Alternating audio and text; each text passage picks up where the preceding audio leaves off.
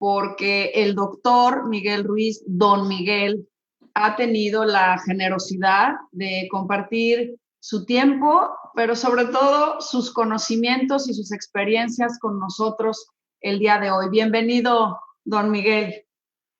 Es un gran placer estar con todos ustedes. Es un honor para mí. Y pues, ¿qué más puedo decirte? Que mi amor está con todos ustedes. Muchas gracias, don Miguel. Recuerdo muy bien cuando por mi paso en San Diego tuve esa oportunidad de conocerte. Y bueno, recuerdo que hace más de 20 años, tu gran libro que tienes atrás, ahí lo veo, el de los 4 acuerdos, que fue un bestseller. Y dije, realmente estoy conociendo a don Miguel, y don Miguel es la persona más sencilla, más amable, más educada y cariñosa, de verdad. Yo me imaginaba que por ser tan famoso y escritor y ensayista, pues a lo mejor no íbamos a hacer mucho de tu interés, pero realmente eres un gran ser humano. ¿Cómo mantienes esa humanidad, don Miguel? Pues es muy simple. Vivo mi vida a cada momento. El pasado, pues, ya no es verdad, ya no existe, pero es un punto de referencia. El futuro, pues, aún no llega. O sea que lo único que tenemos es este momento. Y si es este momento, podemos o disfrutarlo o amargarnos por lo que esté sucediendo. Y entonces siempre he decidido disfrutar lo más que pueda cualquier momento. Como para mí, este es el mejor momento de mi vida. Uno, porque estoy vivo. Segundo, porque estoy haciendo lo que me gusta hacer. Lo estoy disfrutando. Me gusta ser, me gusta dar aquello que tengo y escuchar. O sea, tener una interacción en la cual todo mundo puede beneficiarse. Entonces, eso es lo que me gusta hacer. Me gusta ser yo mismo y no pretender ser lo que no soy. Entonces, pues la vida es para disfrutarse. Vivimos cuánto tiempo, 80 años, 100 años, 50. La vida es muy, muy corta comparado con el infinito, que son billones y billones y billones de años. Entonces, si tenemos esta vida, o la disfrutamos o la sufrimos. Y si decidimos sufrirla, nos vamos a dar cuenta que sufrimos por cosas que no, ni siquiera valen la pena. Simplemente porque nos creemos muy importantes y pues tomamos todo personal.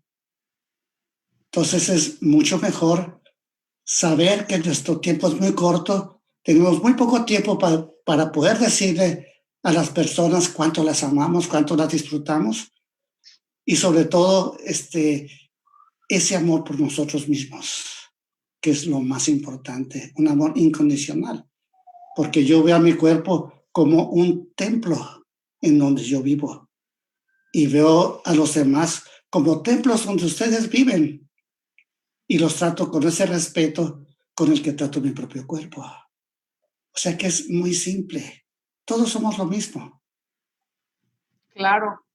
De veras, don Miguel, cuando yo te conocí, pues como me imagino que la mayoría de las personas que te conocen, lo que quería era abrevar de tu sabiduría y de tus conocimientos y que me contaras, pero para mí fue muy revelador de la persona que eres, que decía que eres generoso, que eres sencillo, que eres humilde, porque en lugar de hablar, tú nos escuchabas. Para mí fue muy bonito entender esa parte de, en lugar de ser esta persona que viene a decirnos lo que hay que hacer, tú nos escuchabas. Y a partir de lo que nosotros te decíamos, entonces tú respondías. Pero esa capacidad de escuchar la tienen muy pocas personas. ¿Qué nos puedes decir sobre eso, don Miguel? Bueno, es que cada persona vive en su propia historia, la historia que ellos crean, su propia realidad, en la cual ellas son pues el personaje principal de esa historia y el resto de la gente son únicamente personajes secundarios que están participando en esa historia. Sin embargo, al darnos cuenta que nosotros vivimos en nuestra historia y que somos el personaje principal de nuestra historia, aprendemos también a respetar las otras historias, porque todos viven en su propio mundo y para ellos su mundo es lo más importante. Entonces, al hablar conmigo, digamos, ellos expresan su punto de vista, lo que sienten, más bien expresan lo que quieren expresar, sea o no sea verdad. Entonces, con todo respeto, las escucho, no critico, sino al contrario, si piden algún consejo o algo así, pues se los doy. Y si no, pues no, simplemente disfruto esa presencia. Don Miguel, pero todo, o sea, ¿quién eres tú ahora? Como decías, el pasado es una referencia, el futuro no existe, es el hoy. Pero el Don Miguel de ahora, estaba leyendo tu biografía y ha tenido muchos momentos de crisis a lo largo de esa vida. Y eso, todos esos momentos y la resiliencia, la respuesta que tú has tenido, han servido para ser quien eres ahora. Entonces, ¿cómo fue que de ser un doctor, o sea, de estudiar ciencia, de repente a los veintitantos años le hiciste caso o volteaste a ver a tus padres, curandera, tu mamá, Nahual, tu papá? Ahorita nos explicas es eso. ¿Cómo fue que volteaste a verlos a ellos? Bueno, es muy simple. Era médico cirujano y exactamente a los 33 años, pues me di cuenta de que no era mucho lo que podía dar como médico. Vi que el problema no estaba realmente en el cuerpo humano, que claro que sí, el cuerpo se enferma y el médico cura a ese cuerpo, pero el problema era más bien en la mente humana.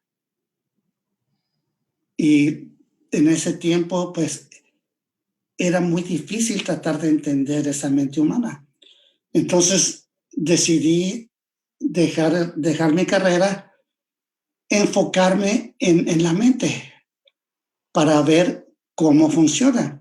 Para eso, pues ya había aprendido bastante de mis padres, de mis ancestros, etcétera, etcétera. Y tuve una experiencia muy importante en los principios de los años 20, donde tuve un accidente de carro, porque había tomado muchísimo, que perdí el control y me dormí en el volante. Entonces el carro chocó con una barda de concreto. Y lo que sucedió fue muy, muy interesante, porque mi cuerpo estaba dormido.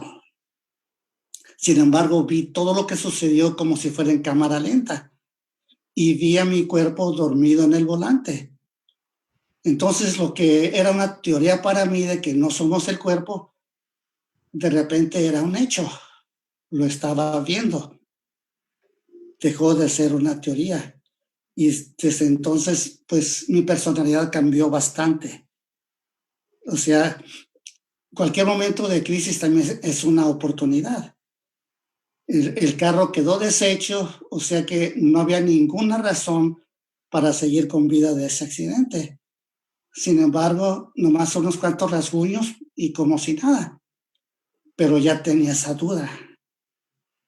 Entonces regresé con mi madre a pues aprender de ella su punto de vista, y después de un periodo como de unos 7, 8 años es cuando decidí dejar la medicina y dedicarme más a entender cómo funciona la mente humana. Como resultado de eso, tuve muchos seguidores a los cuales los llevaba a los sitios arqueológicos como Teotihuacán, como Monte Albán, Chichen Itza, Machu Picchu, hasta Egipto los llevé, con el permiso de explorar cómo funciona la mente humana. Y fue como un periodo como de unos 10 años aproximadamente. Entonces, para mí la mente humana era muy simple, muy clara, y era en general casi igual para todos los seres humanos. Y el resultado fue Los Cuatro Acuerdos. Fue cuando escribí ese libro de Los Cuatro Acuerdos. Pero al escribirlo fue un reto, porque es mucho lo que había aprendido, es mucho lo que quería expresarle a todo el mundo, pero el reto era escribirlo de una manera muy concreta, muy fácil de leer y que les hablara a cualquier lector, desde gente que jamás había ido a la escuela hasta las personas más inteligentes que existen. O sea, era sintetizar todo en un libro como de unas 100, 110 palabras, ¿no? Páginas, no recuerdo exactamente qué tan grande es ahorita, pero es un libro que resultó tan ameno que tal vez en unas sentadas podría leerse todo el libro. Y afortunadamente, pues resultó lo que estaba esperando, porque cuando decidí escribirlo, sabía que este libro estaba destinado a ir a todo el mundo. Y lo sabía porque yo me puse en ese libro, mi punto de vista. Al terminar de escribir el libro estaba muerto, podríamos decir. Ya estaba hecho, estaba escrito y ya no había nada más que agregar. Sin embargo, cuando una persona lee el libro, esa persona le está dando vida al libro. El libro cobra vida y esa persona que lo está leyendo va a tener el reto de ver las cosas más claras y tal vez va a tener el problema de que muchas cosas de lo que esa persona sabía ya no van a funcionar porque resulta que no eran verdad. Entonces, al leer ese libro, va directamente a nuestra mente y empieza a retar nuestras mentiras, que son muchísimas.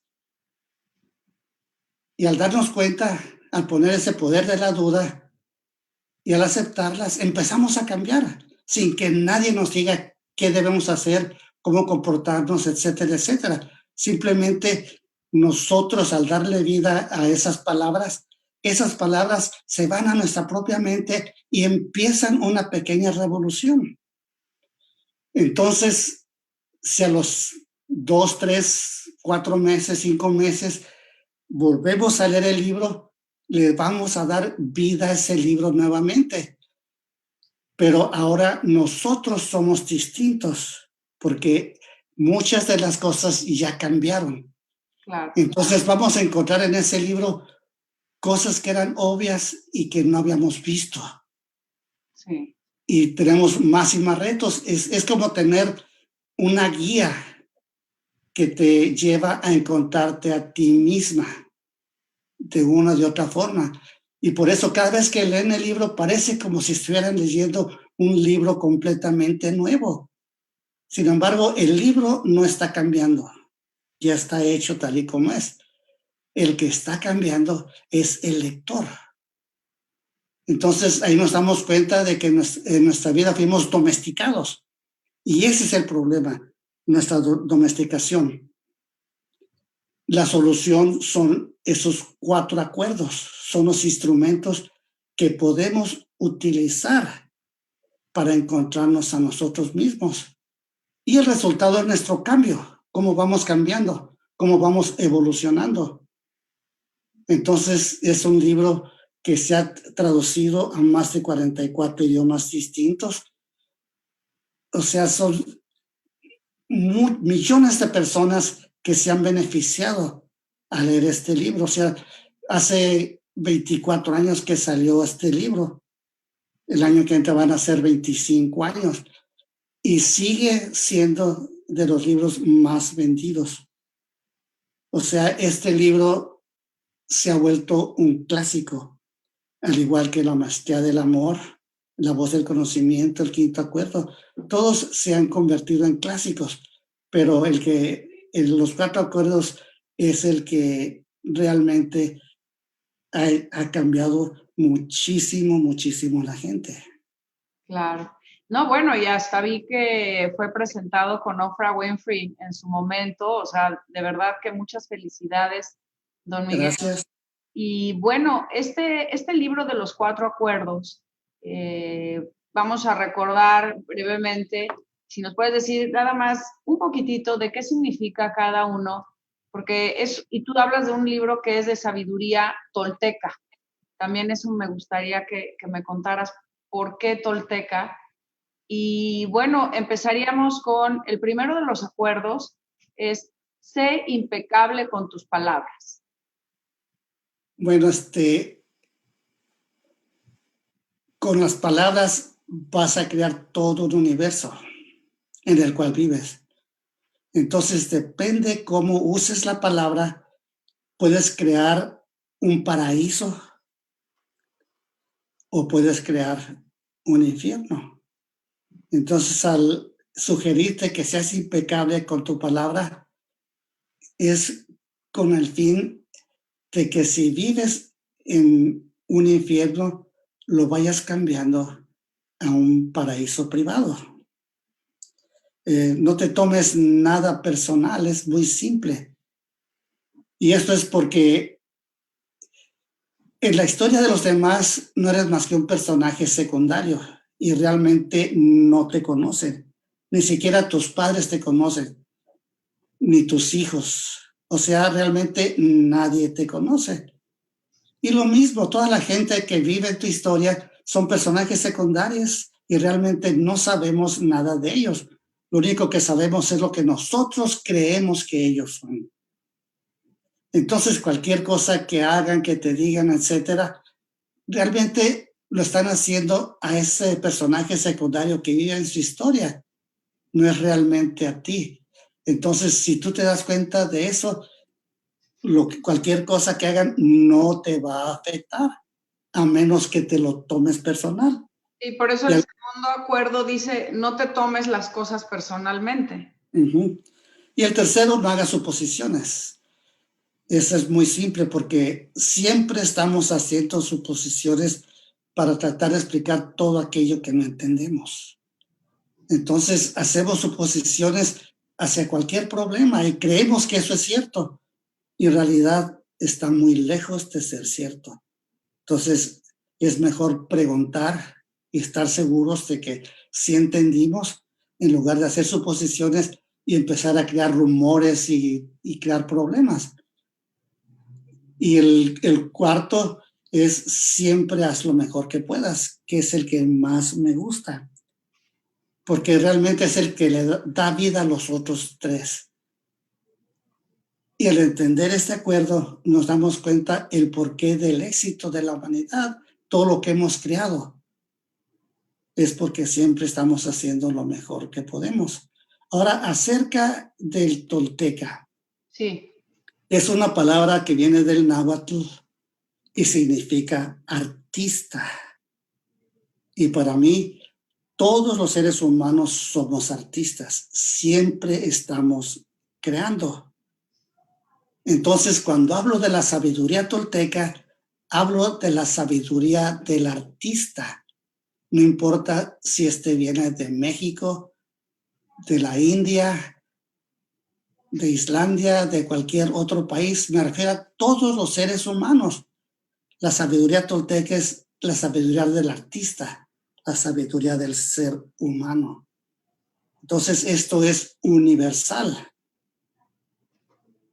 Sí, porque bueno, tenemos a todas estas culturas prehispánicas, ¿no? Los olmecas, los mayas, los toltecas, los aztecas, pero bueno, yo sé que tú viajas mucho a Teotihuacán, a la ciudad de los dioses, Sí. y bueno, hay alrededor de los toltecas este centro, ¿no? Que se erigió, pareciera que es tolteca, que hay muchas leyendas. Todavía no, como que tratamos de interpretar con los conocimientos que tenemos ahora, pero ¿tú qué nos puedes decir de ese centro espiritual? Bueno, Teotihuacán significa el lugar donde el ser humano despierta y se convierte en Dios. Y eso se inicia cuando los mexicas, o sea, los aztecas, fueron a Teotihuacán, que ya eran ruinas, ya tenía cientos de años que estaba pues vacío. Entonces se maravillaron de ver todas esas pirámides. Entonces ellos dijeron, esto fue creado por los toltecas, o sea, por los artistas. Entonces ellos quisieron hacer lo mismo y empezaron a crear también pirámides en la Ciudad de México, etcétera, etcétera. Y como te digo, la palabra tolteca significa artista.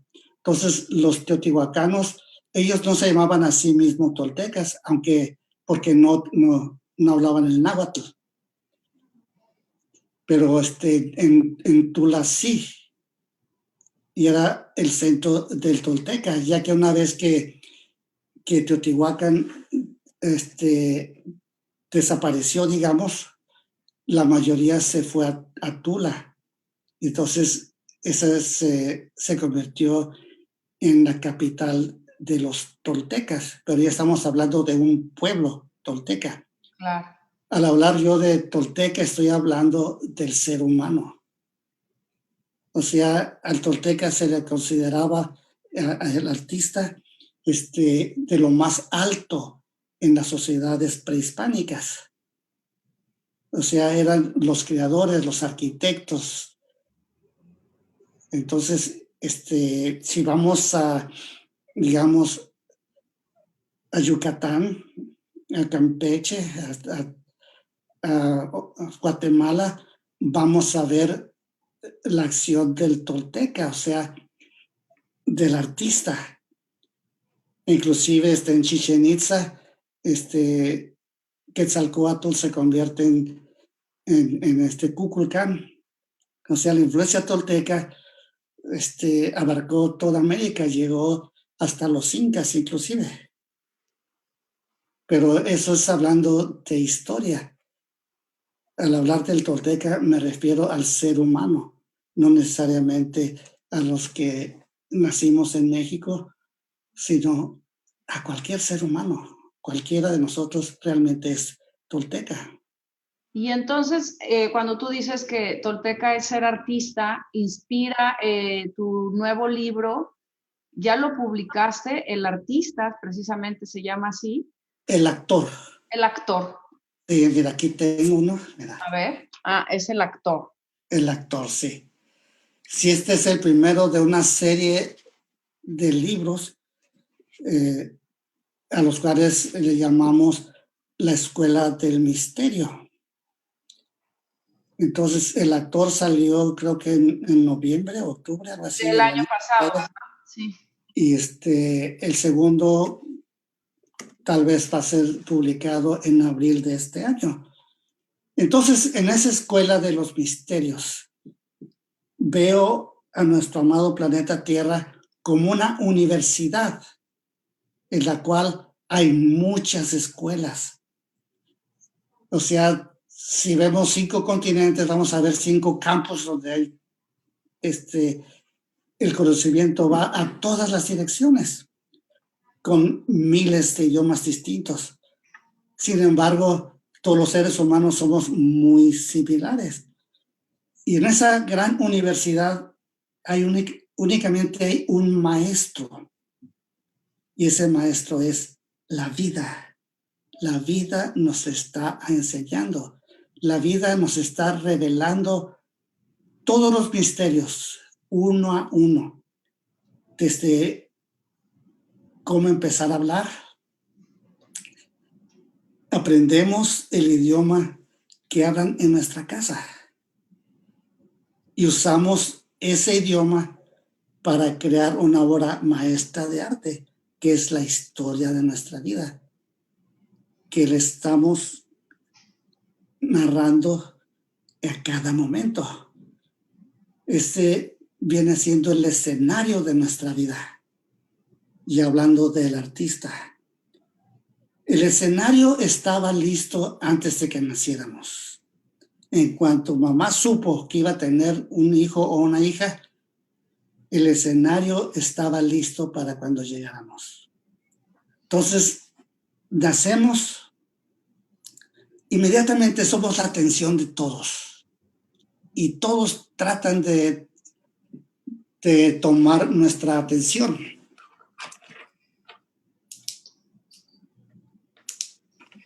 Disculpa, es la luz que se ve. Don Miguel. Sí. Y conforme nuestro cerebro va madurando, entonces aprendemos ese idioma y es cuando empiezan a enseñarnos cómo actuar. Aunque ya estábamos actuando sin darnos cuenta, simplemente el existir era más que suficiente. Y en ese tiempo teníamos un amor incondicional que venía de todos los que nos veían. Cuando crecimos, empezamos a amar de la misma forma en que el resto de los seres humanos saben amar. Lo aprendimos de nuestros padres, de nuestros hermanos, hermanas, de nuestros parientes, de nuestras amistades, etc. Y aprendimos a amar con condiciones. O sea, yo te amo si me dejas controlarte. Y tú me amas si dejo que me controles. Entonces aprendimos a amar con condiciones. Pero el problema principal es que aprendimos a amarnos a nosotros mismos con condiciones. Yo me amo si hago lo que todos los demás quieren que haga. Si hago lo que yo quiero hacer, lo que yo quisiera hacer. Entonces nos damos cuenta que siempre estamos actuando. Todos nosotros estamos actuando a cada momento sin darnos cuenta. Y nuestra actuación cambia, depende en qué escenario estemos actuando. Como en la casa actuamos de una cierta manera, en la escuela de otra manera, en el trabajo de otra manera, cuando nos divertimos de otra manera, con amigos de otra manera, románticamente de otra manera. O sea, somos unos actores polifacéticos, por no decir de múltiple personalidad. Sí. Y al darnos cuenta que somos actores, también nos damos cuenta que toda la gente a nuestro alrededor también está actuando, aunque no se den cuenta de que están actuando, y que también se van adaptando a los cambios de escenario que tienen a cada momento en su vida. Entonces, por mucho tiempo vivimos en un escenario que está cambiando constantemente y nosotros estamos cambiando con ese escenario también constantemente. Pero muchas ocasiones suceden cosas que cambian el escenario. Puede ser un terremoto, un huracán, una guerra. Una pandemia. Exactamente. Entonces, digamos, antes de la pandemia, teníamos un escenario que estaba cambiando constantemente, pero también constantemente nos estábamos adaptando a ese escenario. Y hay que decir también que el escenario cambia para cada actor. O sea, somos más de 7 billones de gente, son más de 7 billones de escenarios que están cambiando constantemente. Pero cuando sucede un evento, digamos, como esta pandemia, nos cambian el escenario de forma muy repentina. Y lo que, como podíamos actuar anteriormente, ya no podemos actuar. Y tenemos que adaptarnos a ese cambio. Y la cosa es que no es individual, sino toda la gente se tiene que adaptar a esos cambios. Y mientras más fácil nos adaptemos, más fácil vivimos nuestra vida en ese escenario. Entonces hay una cosa que a mí me parece interesante. Cuando son eventos naturales, como terremotos, digamos, como la pandemia, huracanes, etcétera, hace que nosotros los seres humanos nos unifiquemos, nos ayudemos los unos a los otros, saca lo mejor de cada uno de nosotros. y tratamos de ayudar, de recibir. O sea, tenemos una armonía increíble para enfrentar esos retos que vienen de la vida. Pero cuando estos acontecimientos vienen de los seres humanos, entonces crea división. Y con esas divisiones sale lo peor de nosotros. Ese amor condicional sale muy fuerte y tratamos de imponer nuestro punto de vista a otras gentes, de hacerlos que cambien, de controlarlos o de dejar que nos controlen y ser sumisos. Entonces, saca lo peor de los seres humanos. Es algo que me parece interesante. Entonces, cuando nos damos cuenta de todo eso, lo mejor en muchos casos, por supuesto, es el permanecer neutros. Neutros porque, pues, si vemos cómo funciona la vida, tenemos esos 4 acuerdos, el quinto acuerdo, y ya no creemos lo que se nos dice, simplemente sabemos escucharlo y tomamos decisiones, nos damos cuenta que no vale la pena perder nuestro tiempo sacando esas peores emociones para tratar de estar en lo cierto y suprimir a aquellos que no están de acuerdo con nosotros. La vida es muy simple. Nosotros somos los que complicamos todo. Complicamos el escenario. Sí. No, y todos los actores también. Todos los actores, sí, las relaciones humanas siempre digo que los seres humanos somos de luces y sombras y Sí. bueno, pues, pero para ser un poquito más pragmático esto, don Miguel, por ejemplo, en el trabajo, cuando uno es perfeccionista, por ejemplo, en el caso del consulado, todos nosotros queremos pues dar el mejor servicio y exigimos perfección, estar a tiempo y demás. Y entonces luego obviamente cuando no se puede adquirir esa perfección, hay mucha frustración, ¿no? Por ejemplo, cuando alguien no fue bien atendido en el consulado y dice es que ahí no trabajan bien y sin embargo nosotros por nuestro lado estamos tratando lo mejor posible con lo que tenemos de atenderlos, pero la otra persona no lo ve así y entonces nosotros pues nos frustra porque tenemos nuestro compromiso, el trabajo, pero como dijiste, no debemos tomarlo personal y seguir nosotros con esa convicción de servicio, ¿no? Sí, además, esto es muy importante en tu trabajo, el saber que la gente, ellos viven en su historia, tienen sus propias reglas y no necesariamente van a ser compatibles con la del consulado, porque el consulado tiene sus propias reglas que desgraciadamente tal vez ellos no las crearon, sino que vienen de más arriba. O sea, digamos, la Secretaría de Relaciones le dice a cada consulado cómo deben hacerse el trabajo, cuáles son las reglas, etcétera, etcétera. Y ustedes van a hacer lo mejor posible para cumplir lo que la Secretaría les está diciendo que hagan. Eso no quiere decir que la gente que solicita su servicio sepa lo que ustedes están haciendo o no están haciendo. Simplemente ustedes están siguiendo reglas y necesitan interactuar con esa gente de una manera imparcial, digamos.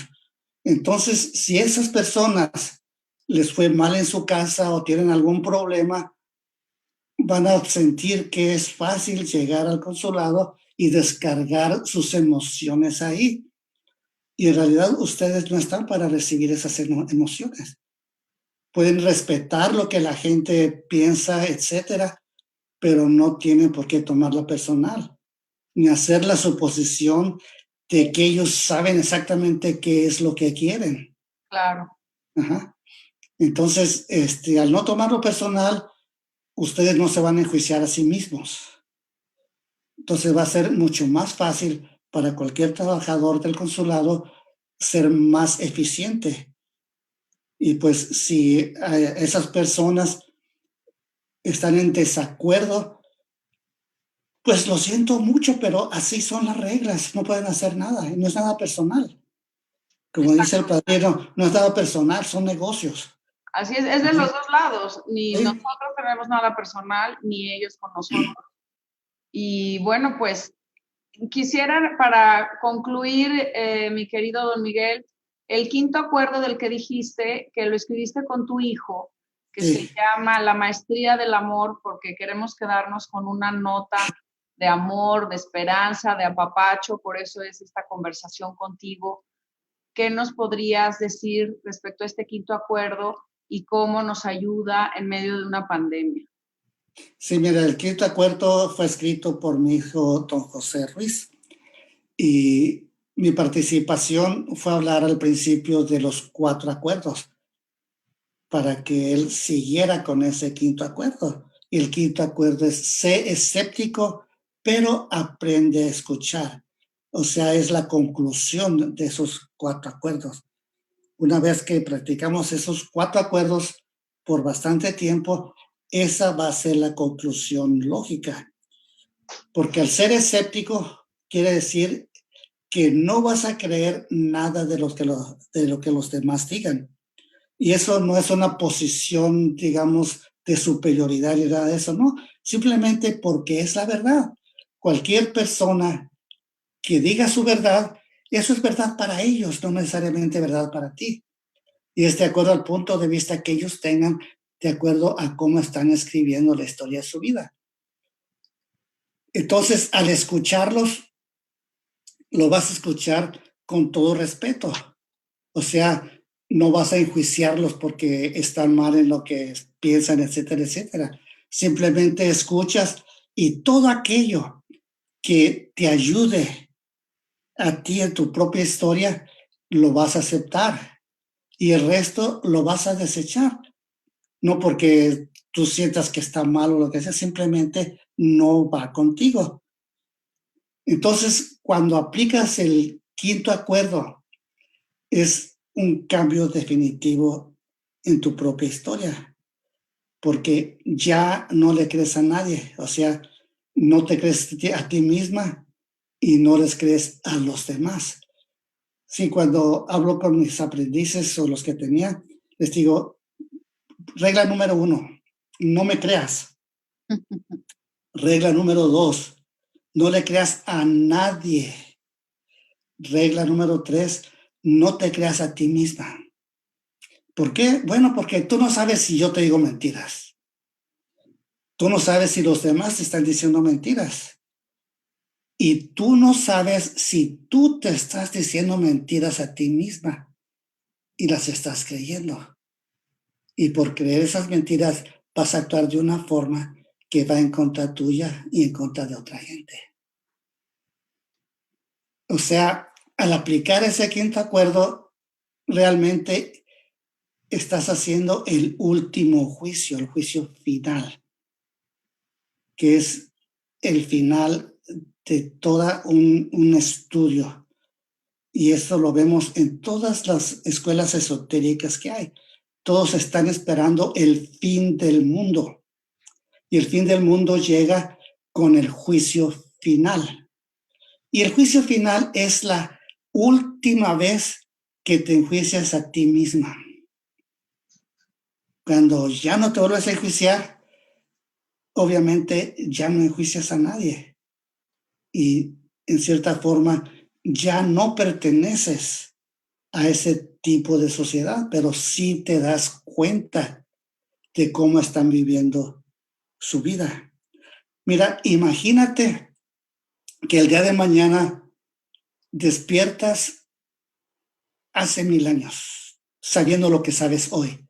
Y digamos que hace 1000 años en España, para que todos te entiendan y tú les entiendas a todos.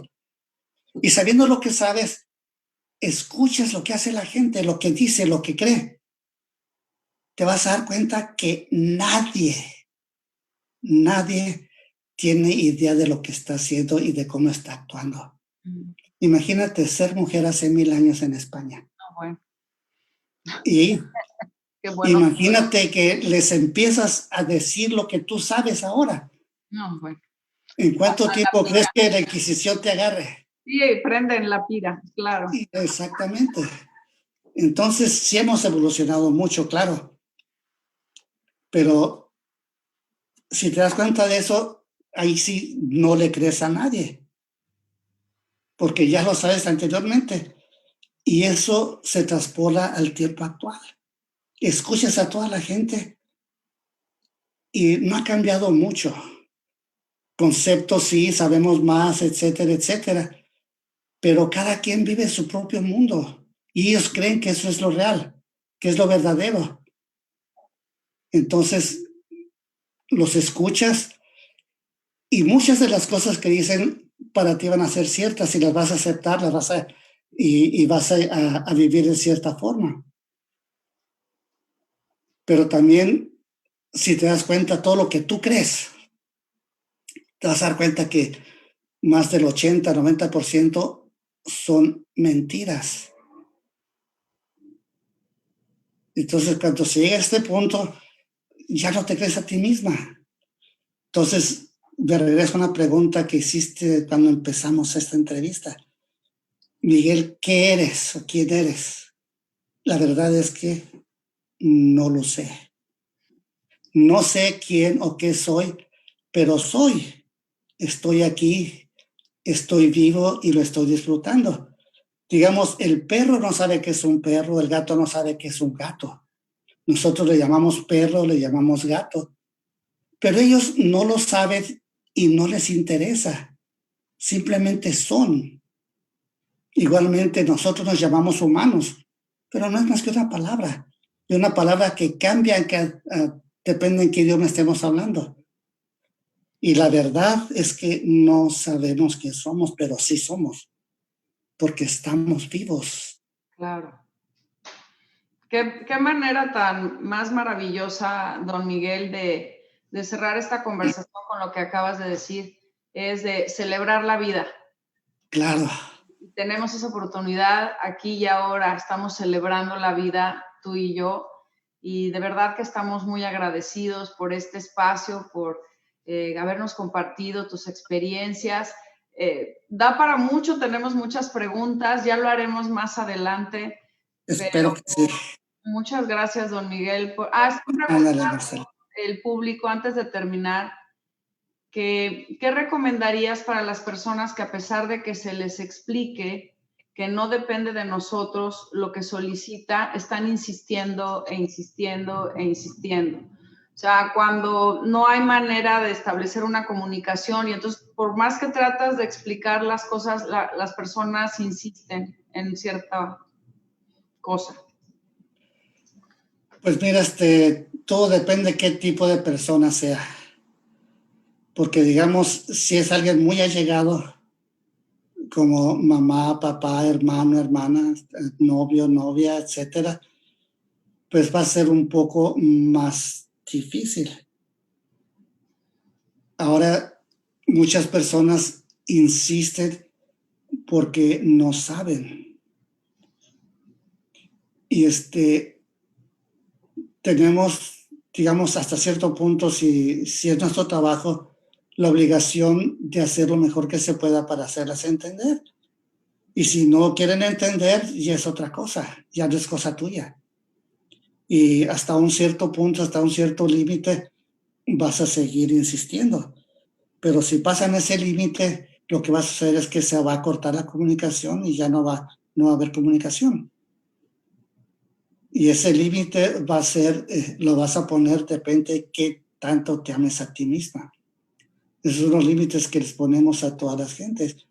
Si alguien quiere abusarte más de lo que tú te abusas, no lo vas a aceptar.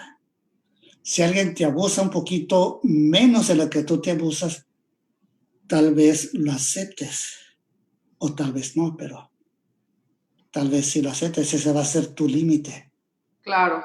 Y sobre todo nosotros que estamos aquí en atención al público, pues tenemos que aprender a poner límites de la manera más respetuosa posible. Claro. Y como tú dices, porque nosotros pues nos guiamos por la ley, por las instrucciones que recibimos y estamos actuando apegados a ello, ¿no? Por supuesto, lo que vas a decir, estamos actuando. Exacto, El actor. actuando, el actor. Bueno, pues les recomendamos entonces el libro de El actor y luego las próximas ediciones. ¿Van a ser 5? Son 4 por ahorita. 4. Muy bien. Sí. Bueno, pues entonces ya estamos, don Miguel. Muchísimas gracias por esta conversación. Cuídate mucho y estamos en contacto.